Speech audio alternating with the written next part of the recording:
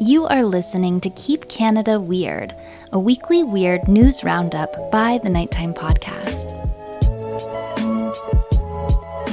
Handsome Air and Airport. We are back for our 156th episode. This is going to be a big one. I'm excited. But how are you? Oh, I'm very well. Thanks for asking. I'm equally as excited for this episode. 156, you say. I trust you that is the number, that is correct. Before we get into the stories, though, we got to talk about something that we talk about at the beginning of every week. We got to talk about our special drinks. Since this is going to be, I'm expecting this is going to be a longer episode than normal, I'm actually double fisting. Oh, wow. What I have in my right hand is my orange Pico tea, which is caffeinated. So that's going to help give me the wind beneath my wings to power me through. In my left hand, I have a new Sprite, and it's a cherry lime flavored Sprite. I'll be honest, I had one already. I'm not crazy about them. They kind of taste like alcohol. Oh, really? I like it when you open the drink and taste it live on the episode. Yeah, it's still mediocre. Okay, still tastes the same as earlier. Yeah. Yeah. What you got over there? Okay, I've got a doozy of a special drink for you tonight. I really wanted to step up my special drink game, so I came tonight with a Robbins coffee. What? You swung by on the way? Yeah, this is the first time in 156 episodes that we've had a Robbins coffee actually on the show. We talk about it all the time. We talk about how I drink it in my regular life every day. Mm-hmm. But I've never had it on the show. Here on your professional life, you haven't had it. Delicious, just as I expected. We have two voicemails I want to start the show off with, and this is an appropriate point to play them because it's two voicemails that pertain to our special drinks. First one is a listener named Jonathan. He has, I don't know if it's a question, some criticism, or maybe a recommendation for our special drinks segment. Here's what he has to say. Hey, just a thought for you. Why do you use the word pop all the time instead of soda? Pop sounds so cheap. Soda sounds more elegant, more wealthy. Just a thought. This is Jonathan from Ponoka, Alberta. Is soda more elegant than pop? I think it's just a regional thing. In Cape Breton, I've always called it pop. Soda to me is like that carbonated water stuff. It's like a whole different thing. Mm-hmm. Well, I often refer to it as both soda pop. That's how I will often refer to it. But if I'm in a hurry, I'll probably just say pop. Mm-hmm. Yeah, I would feel awkward saying soda. So to answer your question, Jonathan, maybe soda does sound classier to your ears, but it would fall clumsily out of my mouth because my whole life I was raised to call it pop. And I can't forsake my upbringing by changing that. No, it would be a dishonor to your parents. Mm-hmm. And dishonest. I'm not going to do it. Another voicemail relating to our special drinks. This one is certainly a recommendation. You recall last week we talked about putting together a series of episodes that follow along, that specifically follow along with kind of story threads that arced over several episodes. A listener named Christy has an idea for one, and seeing as I'm playing it now, you can probably guess what it is. This is Christy from California, and you guys were just talking about going down memory lane with some of the themes that thread throughout multiple episodes, and I was thinking a great one would be your special beverage for the day, and it would be fun to see all the different flavors and things you guys have tried, plus listener feedback. Keep it up. Love the show.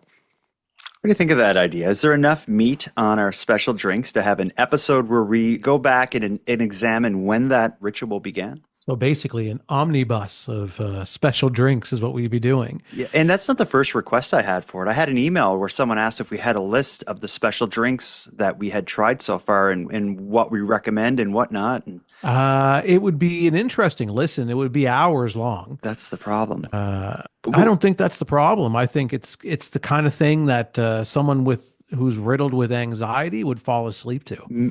What a weird way to fall asleep. What really works for me is hearing two people rapid fire pops and assorted special Yeah, drinks. Man, but someone would enjoy that. people fall asleep to weirder things than that, though. Like that's probably on the more normal side of things to fall asleep to. Yes, that's a good point. That's a good point. Yeah, and I find our generation, we can't just fall asleep. We have to have something going on in the background, kind of distracting our minds, turning our brains off, relaxing us. And a lot of people really like to listen to very normal kind of things where nothing is happening. And it's just very easy to relax you and to fall asleep. Yeah, well, I bet you there's a lot of people who enjoy falling asleep listening to us talk. Yeah, yeah. Shh, go to sleep. Everything's going to be okay. Your crippling credit card debt is going to disappear. I want to ask you about one thing, though, before we move on. Last week, we talked about how Hudson Bay, Canada's oldest company, the controversial Hudson Bay, as I've learned in my research, thank you, Monica. When we talked last week, they were applying for basically permission to begin liquidating their stores. Since that episode, that has been approved. Liquidation on at the Hudson Bay at all but I think 5 or 6 locations has already begun yesterday. Did you go to the Mayflower Mall in your hometown to see what kind of deals could be found at the Bay before it was buried 6 feet under? You know I did, because there's a good chance I'm at the mall regardless of liquidation sales. So That's just a bonus. right, but the liquidation sales were to begin this past Monday. I was there and I walked around and I did not see any specific liquidation sales at that moment. I went back today, as I often do, at the mall almost every day. And yeah, I saw they had official signs up. The sign as you walked in said from 15% to 40% off. I walked around the Bay quickly and I was only seeing signs that said 15%. And it was certainly wasn't enough to excite me and get me to purchase something. It's going to get there. The way liquidation sales will work is they'll slowly ramp up the sales until there's nothing left in the store. So give it another week or so, and that's when, though it'll be slim pickings, but it'll be 60% off. But what I was thinking and actually researching and reading about is there was kind of an unseen issue that we didn't discuss last week. Yeah, Hudson Bay is going to fall, and that's not really a surprise to probably anyone. But what does this mean for the malls across Canada that rely on a store the size of the Bay to serve as their anchor? There is a bit of discussion that this may be the beginning of a major challenge for Canadian shopping malls. And you and I are both mall rats, mall lovers. I love to roam around them. And the thought of any of my sweet malls going away, that scares me. It terrifies me. Like you say, it's an anchor store for our local mall here, the Mayflower Mall, and it takes up a big chunk, a big percentage of that mall. What is that going to be? Because those stores don't exist anymore. No. So they're going to have to turn it into smaller stores. Like, it's not going to, it's not going to be, they'll chop it up into sections and lease out those sections to smaller stores to come in, and the mall will look completely different because that bay has been there my entire life. Yeah. And although you are speaking specifically about the mall in your hometown, those same thoughts and issues can apply to the mall in a lot of people listening's hometown. So it's going to be interesting to see how the next year or two play out in retail spaces, specifically shopping malls. But we don't have time to ponder that tonight. We have to get into our mission, which is keeping Canada weird by seeking out and highlighting the unique and offbeat Canadian stories that played out across the past week. And as we've been teasing from the very beginning, tonight on episode 156, we have a full card. We have 3 weird news stories related to the ongoing American and Canadian conflict. We have a story about dumb cops, a story about an odd retail theft trend, and we're going to reveal the first eligible correspondent in the Keep Canada Romantic Dating Club. This is going to be a big one. Are you ready for this? I am ready. All right. Top up that special drink while the first ad break of the night plays, then we'll get into it.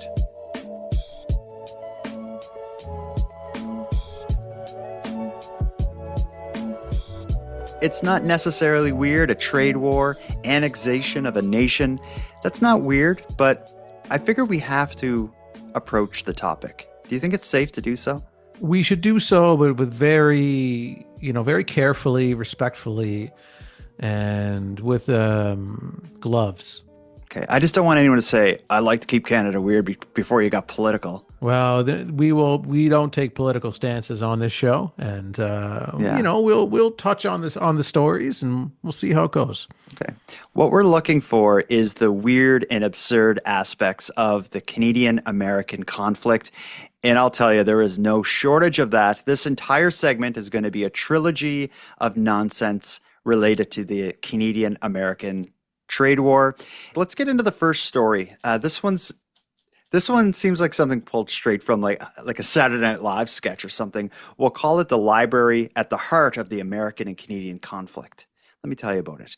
A quaint and historic library that straddles the American-Canadian border has become the latest battleground in the increasingly petty trade war. The Haskell Free Library and Opera House in Quebec has served as a symbol of cross-border harmony for decades, but it now finds itself at the heart of a national security crackdown. Here's the story of the most complicated library in Canada. This small town in Quebec has found itself caught in the middle of the political war between Canada and the US. And this library has become the latest symbol of that tension and resistance. The Haskell Free Library and Opera House has been here since 1904 and has always been accessible to people on both sides of the border. But soon, Canadians who want to check out a book will need a library card and a passport. In January, the US upped the ante. The Secretary of Homeland Security, Christine Nome, visited the library and referred to Canada in front of staff from both sides of the border, the 51st state. Now, the U.S. announced it's ending the casual interpretation of the border that runs through the library. Up until now, people were able to use this sidewalk to cross into Vermont, then walk over to the front door to access the library. There is no front door on the Canadian side. Canadians will now need to show their library membership to cross the sidewalk and enter the front door. But as of October 1st, everyone will need to make a detour to the nearby official border crossing. I think he's picking on the wrong country because we're not going to back down to a big bully that doesn't know anything. The library and the community are taking matters into their own hands. They started a fundraiser to build a door, a ramp, and a sidewalk on the Canadian side. That doesn't come cheap. They estimate around $100,000. Once that's in place, Canadians will be able to access these stacks again. Once you are in the library, it's all business as usual. When you think of the border, you think of like this kind of security fence-in area, and everyone lines up their cars and goes through the little gates and stuff. But the border in some areas isn't like that. And this is an example of the border going directly through the center of a library. I'm kind of surprised that this was even okay and not an issue, even before all this happened. But I guess, I don't know, people live in border communities, but this is simply like crossing the street and you're in the United States. Yeah, I wouldn't think that this would have been allowed in the past. It seems a part of me can kind of understand why you'd want to put a stop to this, even though it's like it kind of had to be dealt with, and get on that now. Yeah. I was surprised that this was happening. I didn't really know about this library. I understand why they'd want to do that.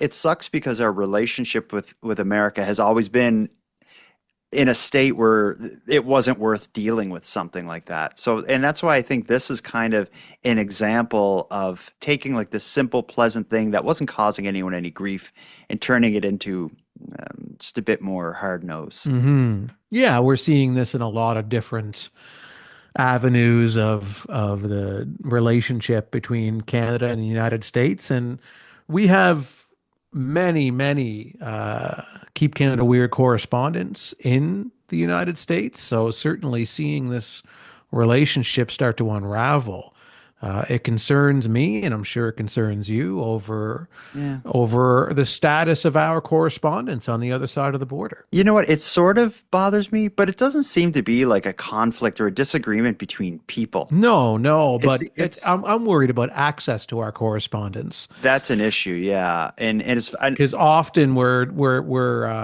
dropping off dossiers to them with important mission information. and different sites that they need to check out and gather information on. And oftentimes we want to bring them across the border to look into Canadian weird issues as well. That's true. And as of now, we've received no pushback or even questioning of the authority granted in the Keep Canada Weird correspondent badges we've been sending out. There doesn't seem to be any kind of problems with the diplomatic immunity you get from those. So that's not an issue yet. In this case with the library, we do have one update. Is shortly after that article aired, they did, I think it was a GoFundMe or some kind of crowdfunding campaign to raise money to put a separate entrance, because as it stands now, where the way the library sits on the border is the entrance to the library is on the American side. So it used to be that people could just walk around the building into Vermont and go in the front door and, no big deal. What you have to do as of, I think, like 3 weeks time, is you'll have to actually go through one of the border checkpoints and, go through that whole process and drive to the library and go in and use it business as usual. But what the GoFundMe and the crowdfunding campaign was for was to renovate the library, to add an additional entrance on the Canadian side of the building. It seems that they've already exceeded their goal for that. So it appears that is going to be the solution. So what about checking your passport, though? If you're entering in on the Canadian side, so they make an access point on the Canadian side of the library, a Canadian goes in, do they have to show their passport to a librarian? How is that working? In the library, it's almost going to be like neutral territory. International waters or something?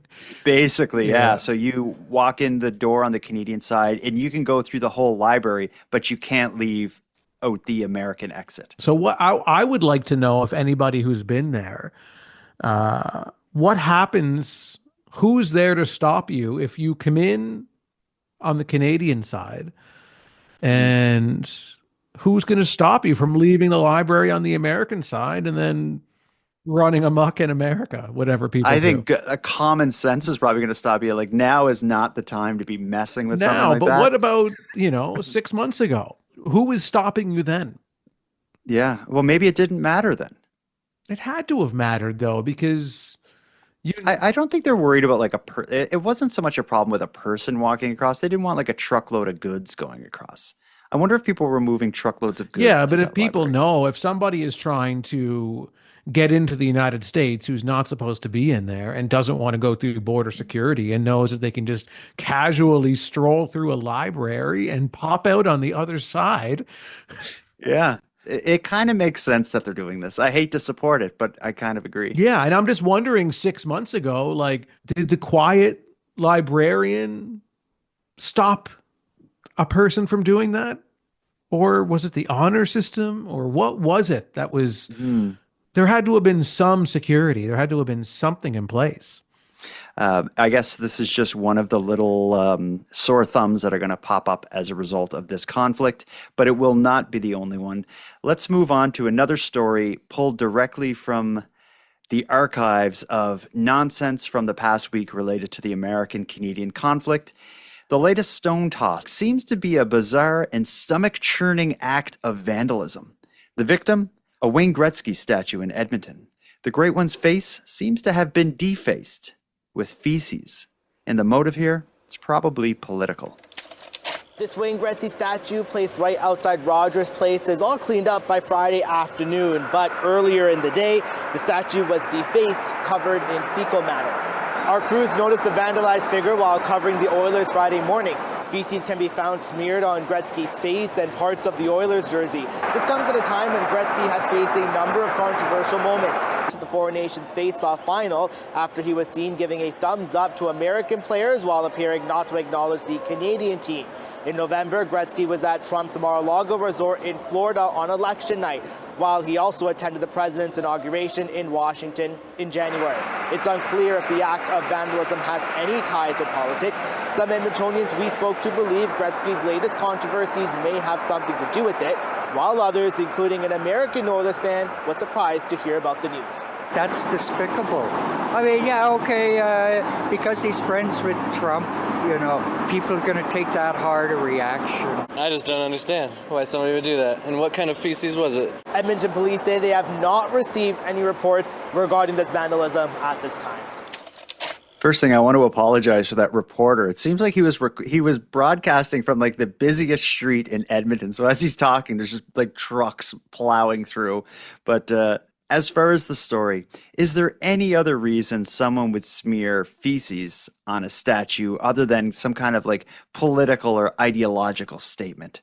It's not just like, I need to get rid of this feces, I'll throw it at that statue. Well, sometimes you could have no control over where your feces goes, depending on what you ate that day and what direction your feces projector is pointed at.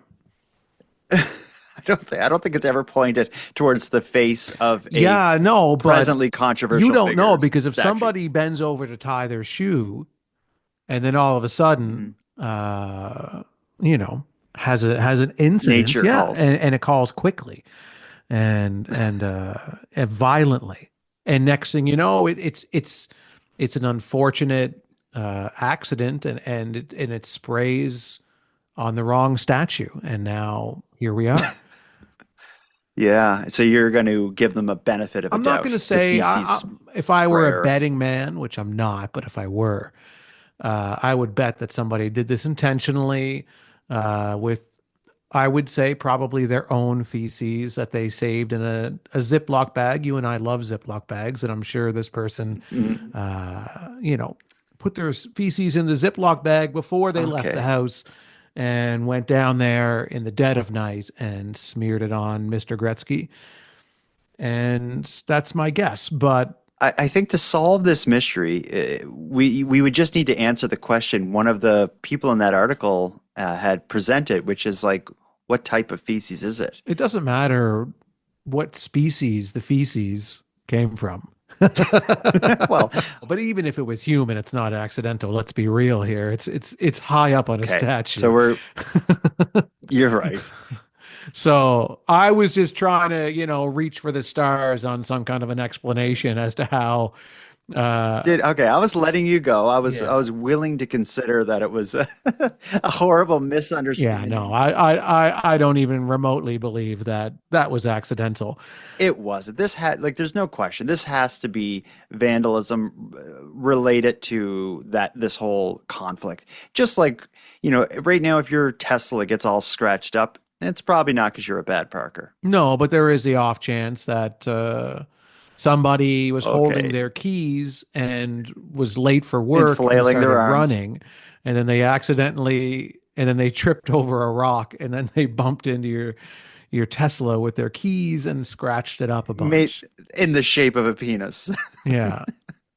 But it's really easy to make the shape of a penis accidentally, because it is just two bumps and a really long rainbow.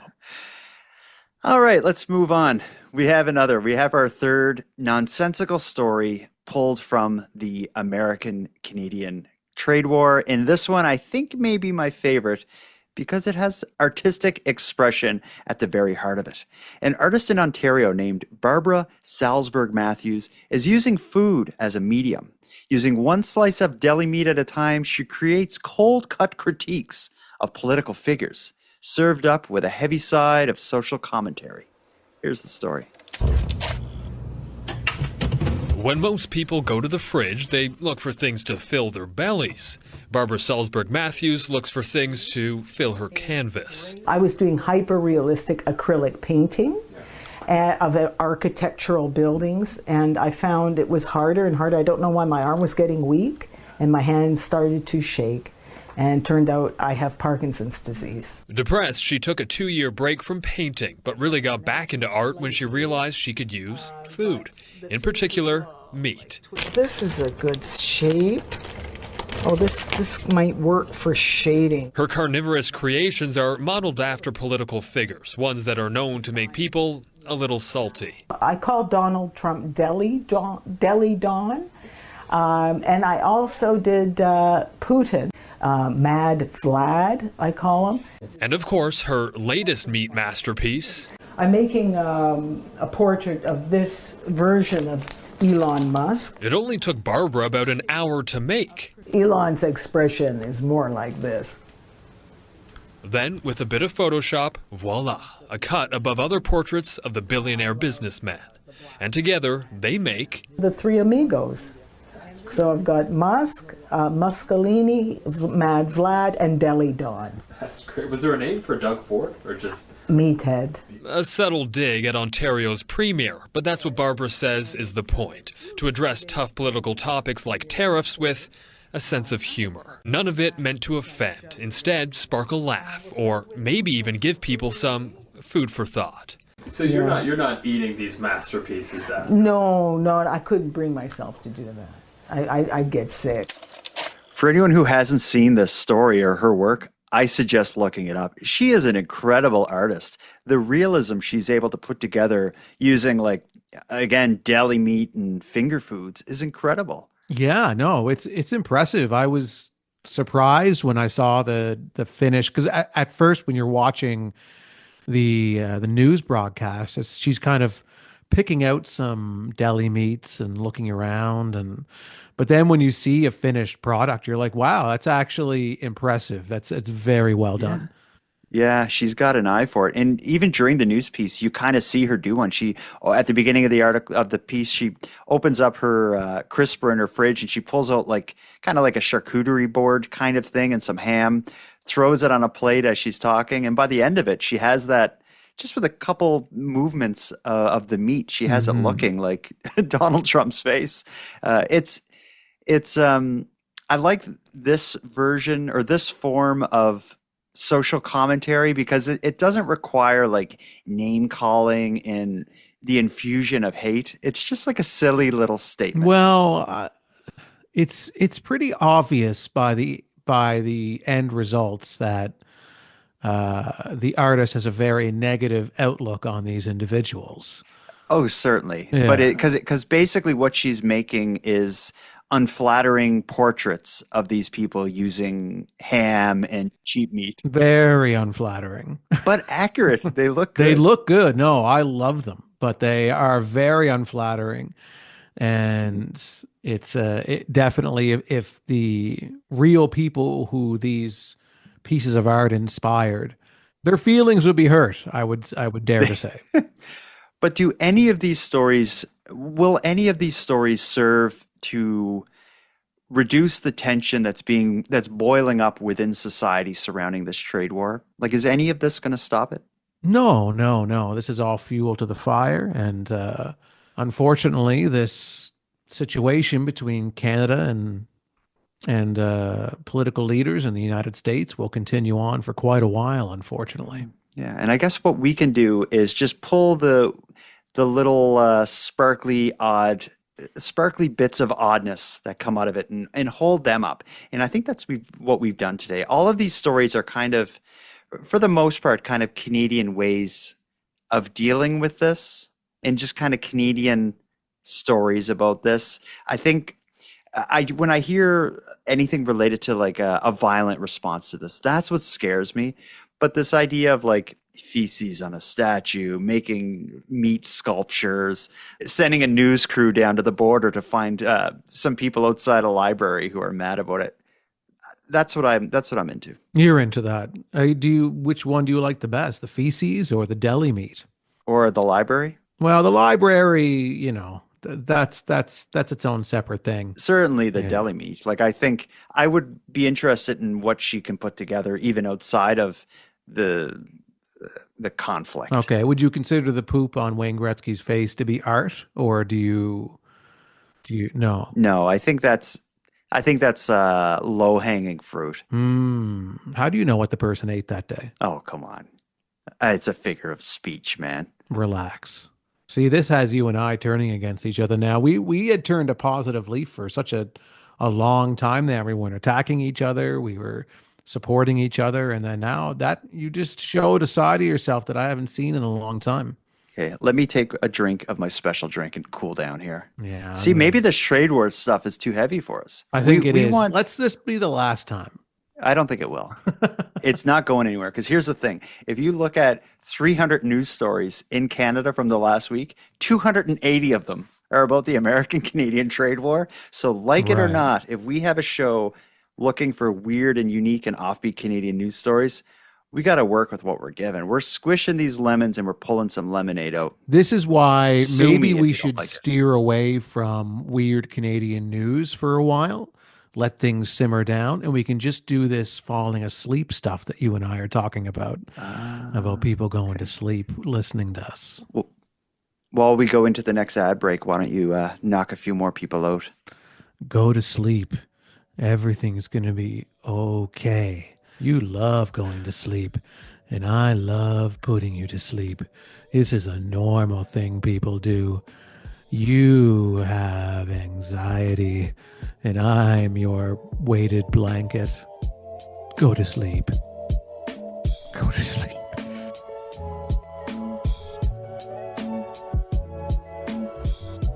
Aaron, our final duo of stories for the night is going to be a duo of dumb Canadian crime stories. Do you want to hear about the crooks or the cops first? Let's go crooks. Let me tell you about it. Ontario police are on the hunt for a group of particularly well-smelling criminals after a string of thefts involving high-end perfumes and colognes. Surveillance footage recently captured the fragrant felons filling duffel bags in an Ottawa Shoppers Drug Mart before disappearing into the night and leaving authorities wondering, who are these beautiful smelling bandits? And what are they doing with all that perfume? Should we stop them or not? A brazen theft at this Shoppers Drug Mart in Barrhaven Monday night. Video widely circulated online showing thieves filling bags in a big plastic container with expensive perfume and cologne before fleeing the scene. There's been a rash of thefts also targeting stores in Brockville, Arnprior, and Carleton Place. Whether there's any connection between all of these incidents, we don't know. That's part of the ongoing investigation. Last week in Arnprior, suspects making off with bags filled with merchandise. These two people walked into the store, started cleaning off the perfume and cologne shelves with someone standing right there with a camera getting their images, and they did not seem to care. At a Shoppers Drug Mart in Brockville on March 2nd, two suspects used a hammer to break the window and stole 2 cabinets worth of high-end perfume with an approximate value of $40,000. Some of the stuff they're going after is very expensive, cologne and perfume. But what they're doing with it, are they reselling it somewhere? That has yet to be determined by the investigation. I can just solve that part of the mystery for the cops right now. They're certainly reselling them. No one's going in a into a store and taking duffel bags of perfumes and cologne for personal use. God, yeah, God, I stink. Where's a hammer? And when you see the photos of the guys who, it's two men who go in at least in that Shoppers Drug Mart, and they don't look like collectors of high-end perfumes and colognes. No. But they do look like the kind of guys you could buy stolen stuff from. We've seen a similar theft a few months ago in a mall. I can't remember exactly where, but remember when they just kind of went into that jewelry store in that mall and just smashed the display cases and took the jewelry and just walked out, and it was just like, yeah, we don't care. That's just normal now. We had an incident in a mall in Halifax just last week where a guy just walked out of a store with like a bag of designer sunglasses. And in that case, the security guard actually tackled him in the mall as a bunch of people stood around and watched. I was surprised to see a security guard get physical because generally security guards don't do anything either. But I could see why. Like, who wants to get stabbed over overpriced insured cologne and perfumes and stuff? I wouldn't step in that case. Right. But what is your job then as a security guard? I don't know. I guess the illusion of security. Really? Is that what's in the contract when you sign it? You're here just to create the illusion of security, not actual security. I don't know what their actual job is. I can't imagine that they're supposed to jump on these people and do anything, because it would be more expensive to deal with the lawsuits and injuries and workers' compensation claims and all that come out of them getting punched in the face and stabbed. That would be more expensive to deal with than it would be to just put an insurance claim through on all the cologne that was stolen. Yeah, but I'm sure professional judgment is supposed to come into play where you were talking about somebody who stole sunglasses and it was just a lone person, right? And they probably, the security guard was probably like, it's one person. It doesn't look like they have a weapon. I'm just going to tackle them. So they probably used their judgment and thought that I can realistically do something in this scenario. If you have a group of individuals that all have weapons that are smashing display cases, you're probably, as one security guard, not going to do anything about that physically because they outnumber you. They have weapons. You could get yourself killed. So I guess maybe it's just a judgment call you make at that moment. But none of this stuff is worth getting physically harmed over. That's for sure. But something needs to be done. If people are brazenly just going into a store and just picking up stuff and putting it in a bag and walking out, as onlookers are like, whoa, filming them, and these guys have no fear, their faces in the video. I guess it's like a job for the cops to just deal with it and put an end to this. And then stores need to implement procedures to loss prevention procedures that don't involve a minimum wage employee having to put like their life on the line to take someone down over overpriced insured retail goods. I can see you never getting a job with like the secret security or like anything like that. You'd be the worst at that. I don't know if I would be, because I would know that one way to deal with it is to like avoid risk. And I'd be like, let's keep our expensive perfumes behind a counter. Or maybe I would revert the whole store to like, there was a store in Cape Breton where we grew up when I was a kid called Consumers Distributors. And you would go into the store and there'd be no products. It was just a bunch of catalogs. And you'd flip through the catalog and you'd see, the thing you wanted, and you would write it on a piece of paper, like, I want item 155. You give it to a worker, and then it's like they go like into the back to like a warehouse and bring it out to you. Maybe that's what we need to do, is revert back to that until society can get back on its feet. I really hope we don't, because that really would be a buzzkill for the shopping experience of especially when I'm looking for little things, like things that fit in my hand. And I don't want to have to find somebody and then point at a number and say, can you go get me that? And then I wander around the store some more. Then I see something else that I want or need. But that's the thing. There's no store to roam around in. You just walk in this little lobby and there's just a bunch of catalogs. Paper catalogs. But that's just online shopping, essentially. Yeah, I guess the solution to a lot of this is online shopping. But we're not going to solve that. Let's leave this to the retail experts and let us focus on what we're qualified to do and focus on weird Canadian stories. We have another one. We heard about the crooks. Let's hear about the cops. They're not innocent this week either. I love a good dumb cop story, and we got a doozy coming out of Calgary. The Calgary police are on the hunt, but not for a suspect. They're looking for a bullet that one of their own officers accidentally fired out of the second-story window of their police station. While no injuries or damages have been reported, the force has been unable to find the bullet and hasn't really explained how this could even happen. Calgary police are still searching for a bullet after a gun was unintentionally fired yesterday from a district office. At about 10:45 a.m., officers fired one round from their service-issued pistol inside of the District 2 office, so that's located on 17th Ave Southwest.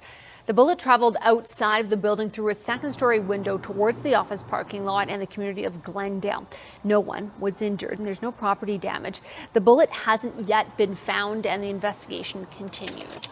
So where my mind goes when I hear that story is I want to know how it happened. How did they manage to accidentally shoot out a window towards a parking lot? That seems weird.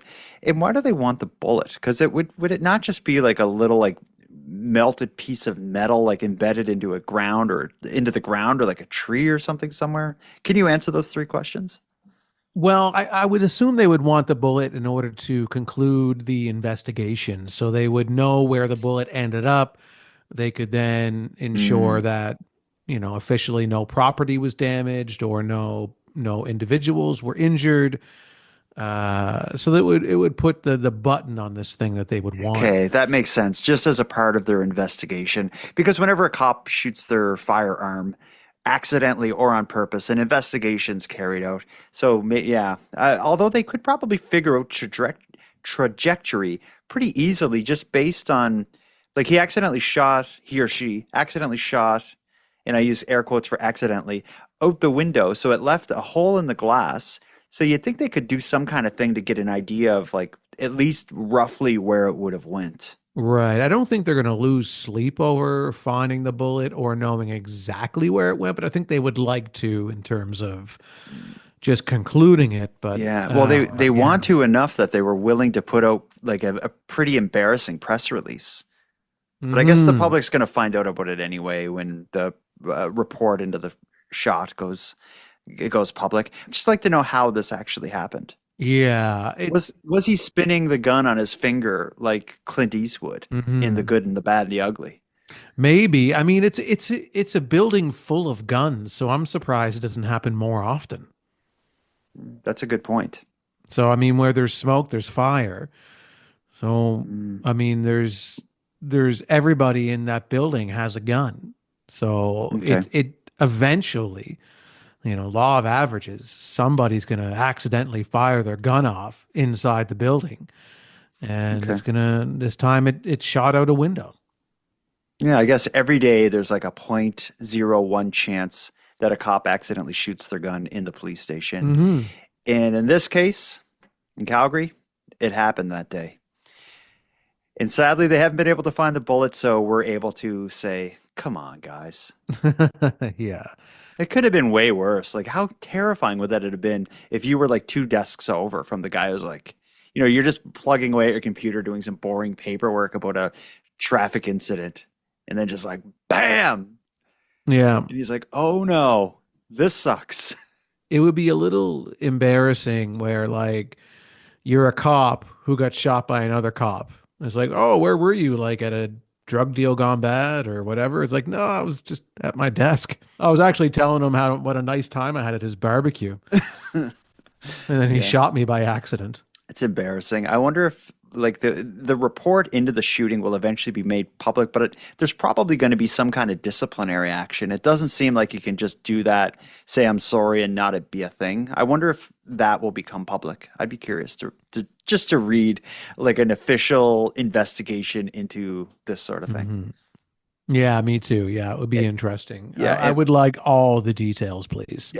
For me, it's like a police investigation into this is below only a police investigation into a UFO sighting. It just sounds like a deleted scene from the movie Police Academy. Or just that's all it is. You don't hear about Police Academy anymore. I loved those movies when I was a kid. The guy with all the voices. They were very funny. I'm sure they probably don't hold up as well as we think they would, but I loved them when I was growing up. I guarantee they don't hold up well. And I bet you there's a lot of offensive comedy in there. A lot of problematic content. I'm looking at the clock here. We're getting to the end of this, but we have something special coming up. Last week, we pitched a few different ideas. One was the Keep Canada Weird confession booth. We did get a few submissions related to that, but I'm going to put them on the side for now because the other idea we had last week was the Keep Canada Romantic Dating Service. We haven't really settled on a name for that, have we? Not really. The Keep Canada Weird Singles Club? I just think it should just be Keep Canada Romantic. Just leave it at that. We'll call it Keep Canada Romantic. Yeah. But I think regardless of what name we settle upon, anyone listening knows what we're doing.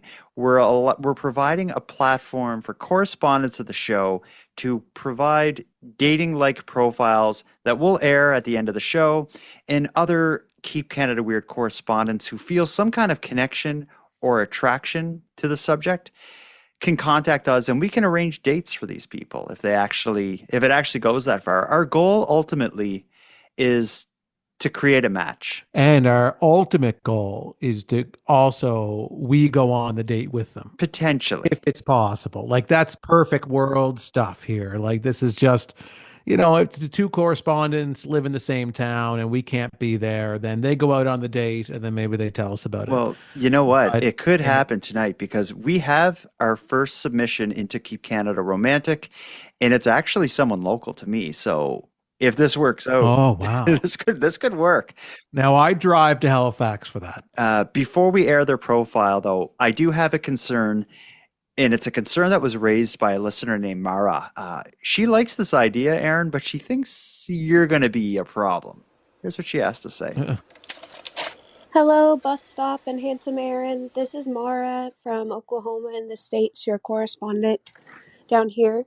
I am calling because I freaking love the idea that Aaron pitched of a dating show for correspondents where you guys help matchmake them. I am a married lady, so I will be just listening and enjoying. But there is one giant glaring error that I don't think you have thought about. You are hosting a show with a co-host named Handsome Aaron, and he's already had anonymous call in. And you really think that you're not just going to get 1,000 Handsome Aaron airport suitors shooting their shot? Are you trying to crash your website? Are you trying to get the entire internet to just implode? I thought you guys were professionals here. I don't even know if this voicemail's gone through, if your website's already gone down, but you really stepped in it this time, guys. I refuse to believe that Mara is not Aaron making a voice and leaving a voicemail.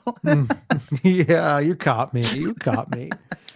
Yeah, well, it certainly hasn't happened yet. Her prediction of all of these correspondents shooting their shot. So I took a look. The website's still okay now, but everything is the traffic is still in a normal kind of level. People are probably busy. They'll get to it. No, that's not happening. That's not going to happen. But this is an honest, legitimate platform for correspondents to fall in love. Okay, this is serious. Let's hear our first contributor to Keep Canada Romantic. He's from Halifax. His name's DJ, and he's going to tell you a bit about himself. Hi, Jordan. I've written this like an online profile, of which I am all too familiar with. I've always wanted to be roasted on this show, especially by Handsome Aaron, so don't hold back, you guys. So my quick facts. My name is DJ. I'm a male, 25 to 35, looking for a female long-term partner. I'm a Halgonian. I work a 9-to-5 job for a great local company, and I am a director of a non-profit. I spend my free time exploring this beautiful province while chasing waterfalls and ironically listening to TLC and other 90s hits. My dog is my best friend, travel companion, and currently being a co-dog. I also like nighttime drives, looking for northern lights, swimming in lakes and oceans, playing card games, and tennis. I am open to talking to anyone interested, even if you're not from Nova Scotia. So I'm comfortable with long distance, so long as you are within the true north, never 51. Okay. Let's break down a few of the things that he said. First of all, a director of a nonprofit? That sounds like marriage material. Yeah. I'm kind of I don't know. I might shoot my shot with DJ. I thought the same thing when he's like, I like long walks, exploring. It's like, Aaron would be perfect for this guy. Yeah, no, we have a lot in common. I also, I work for a nonprofit, and yes, that's right. I love hiking and exploring and going on walks, and there's a lot of boxes checked there for me. So, what do you think of DJ's profile? Does he sell it? Yeah, I love DJ's profile. And DJ is casting a wide net. Smart idea. Doesn't have to be local. Can be anywhere around the country. So that really opens up the options. What he's looking for is really a female in Canada who enjoys nature and walks, and is okay with his dog, who, as he admits, is a coach hog.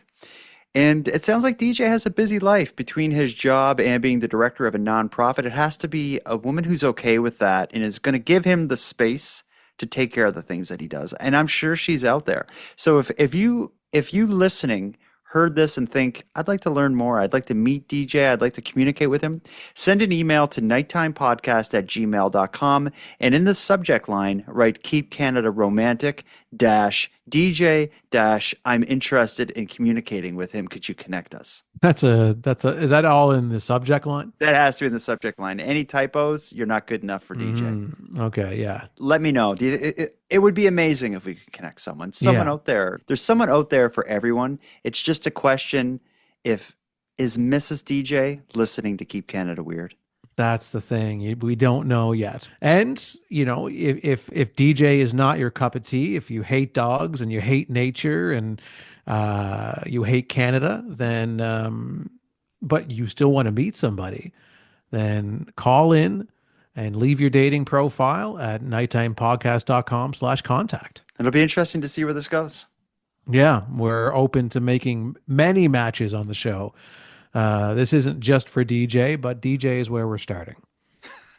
Well, I think we've done our work here. We found the weird, unique, and offbeat Canadian news stories. I just finished both my special drinks, and I'm ready to go to the bathroom. I'm proud of the work we did tonight, Aaron. Yeah, we put in a heavy load tonight.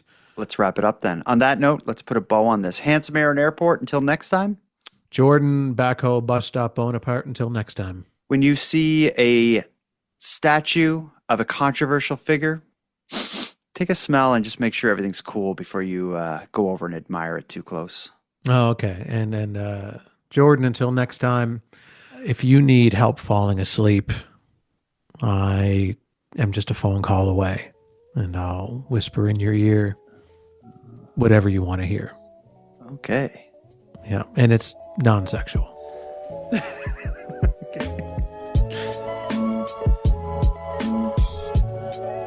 I want to thank you for helping Aaron and I fulfill our mission to keep Canada weird.